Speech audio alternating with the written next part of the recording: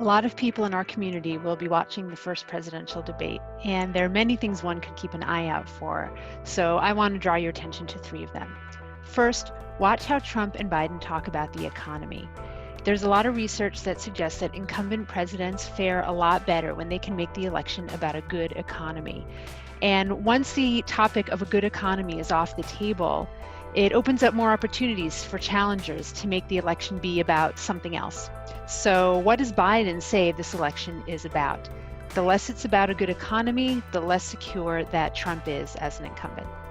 Second, there's a lot of evidence that Trump won the 2016 election by appealing to white racial anxiety. So look for whether it seems like he's trying to recreate that winning strategy.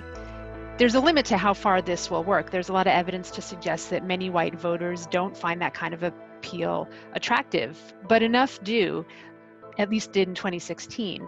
And in this election, what Trump needs to do is get enough voters in the right places. He may not win the popular vote, but he could win the electoral vote.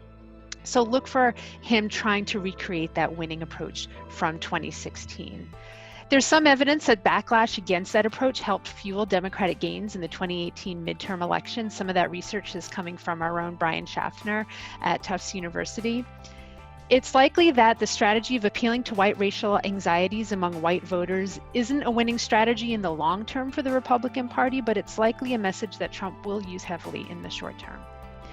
And then finally, in an election, campaigns can have two main strategies that they can pursue, and they don't always go well together. One is to mobilize the base. The other is to appeal to the middle, to persuade people who are on the fence or who voted for the other side and are considering switching this time around. It's not always clear which strategy is the right one to pursue. And in 2020, that's especially true for the Democrats. Should they focus on the mobilization of voters who lean more progressive, who were enthusiastic supporters of other 2020 Democratic candidates like Bernie Sanders or Elizabeth Warren? What about young college-age voters who aren't terribly excited about Biden? People who've been taking to the streets to protest against racial injustice?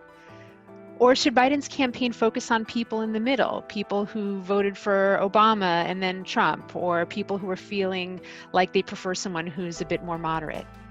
Now, of course, Biden's campaign will try to do both, but the way he talks about issues during the debate may signal which strategy is the main one that his campaign is going to pursue. So that's a third thing to look for as you watch this first presidential debate. And when it's over, make your plan for when and how you'll vote if you're eligible to vote.